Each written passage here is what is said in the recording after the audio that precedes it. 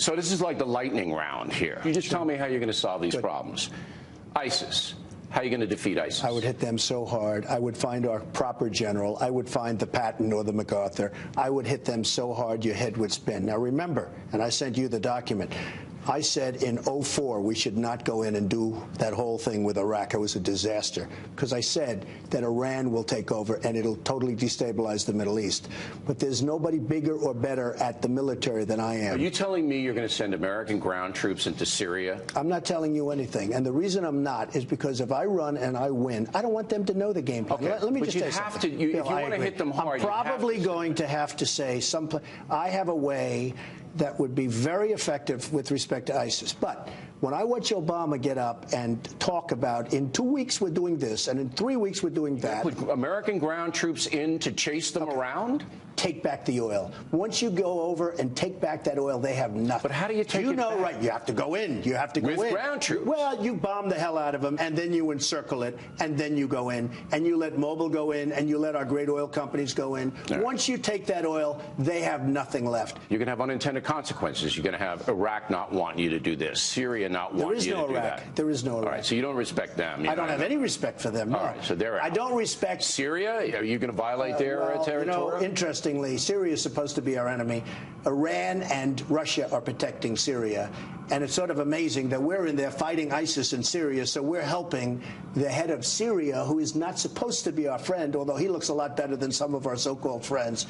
It's really rather amazing. Maybe Syria should be a free zone for ISIS. Let them fight, and then you pick up the remnants. All right. But in order to defeat ISIS, you're going to have to invade Syria. There's no way you can defeat them without invading. And I guess you're willing to do that. I disagree. I say that you can defeat ISIS by taking their wealth. All right. Their wealth is the oil. You mentioned Iran. Would you make the nuke deal with Iran? I mean, they're obviously playing games. I would make a deal, but I wouldn't make that deal. That deal allows them to do practically whatever they want. The inspections are going to be a disaster. If we look, and if you look at what's going on with this lack of negotiation right now, as sure as you're sitting there, Iran is doing nuclear. They're going nuclear. So what do you do with that? You've got to either make a deal. Personally, I'd put on the sanctions big league. I'd double and triple up the sanctions and make a deal from strength. Look, the biggest problem that the world has right now is nuclear weapons.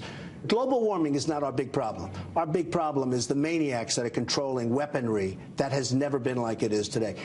It's very important to make nuclear deals, but you have to make them from strength, not from weakness. And once they have the weapon, it's all off. Then we don't have the strength anymore. The problem with the sanctions is that you're not going to get cooperation from Germany and these other countries. Well, you have to get them. That's what leadership is all about. You have to get them to work with us.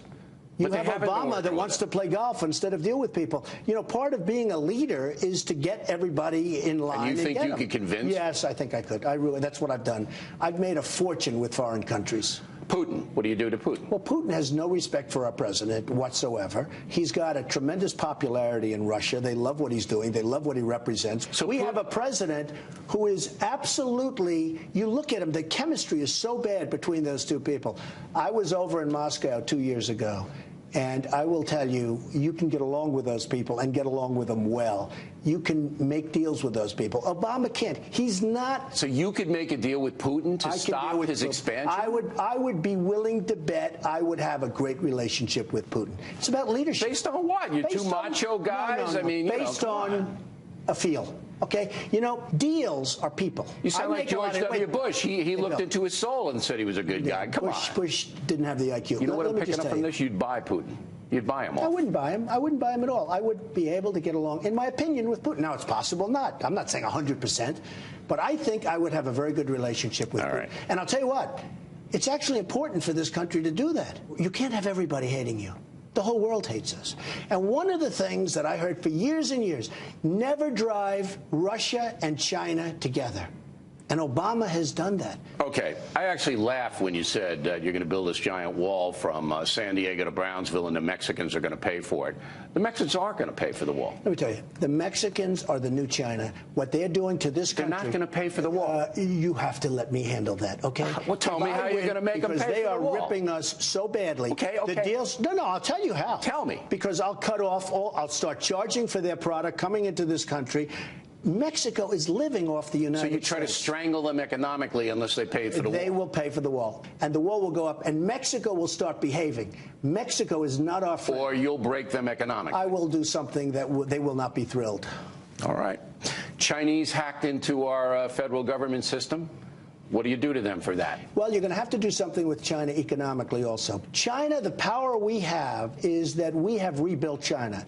They have taken our jobs. They've taken our manufacturing. They've taken everything from us. They've taken money. Do you know that right now we owe China $1.3 trillion? Yeah. We're paying them interest. What do you do to China? What you do to China is you say, if you don't behave, we're going to have to start taxing your goods coming into this country. Right. A tariff. They charge us tariffs. We don't charge them because we're stupid. They charge us. And the largest bank in the world is right under this floor. Now, you realize Congress China is going to have to okay all this. They're going to have to okay you destroying Mexico. They're going to have to okay you putting a tariff on China. Bill. You really think you're going to get it through? Absolutely.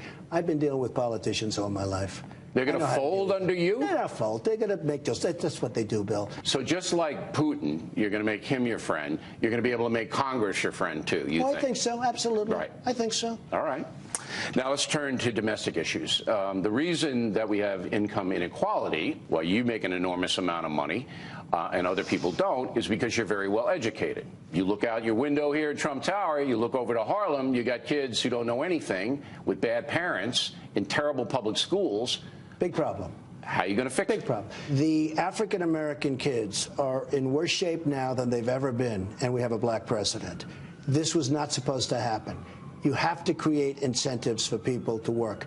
You have to create jobs. We have to create the kind of an economy where people can go out and work, where they're making more money than sitting back and doing nothing. But that's the federal government creation. You know, you got to get the private sector to do that. You can stimulate through incentives. You can do tax-free zones. But to make the kids learn in school, what incentive are you going to give? Well, you know, you've been saying it for what you need parents. Nothing like parents, okay? Nothing like parents. Can't mandate good parenting? It's a huge problem. I would sit down with the best and the brightest. I also happen to think it's one of the most difficult problems that we have. But we have a president that, in theory, should have been focused on this, and I'm sure he cares about it, but he certainly did a poor job, because if you're an African-American youth right now, you're in worse shape than you practically ever were in the history of this country. The culture is driving that. It's a tough culture.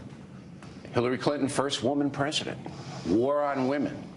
You're gonna walk right into that?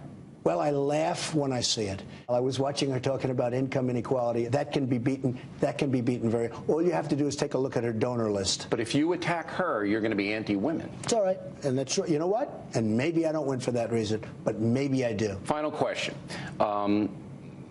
your Republican rivals, they're going to come after you. You know. It's okay.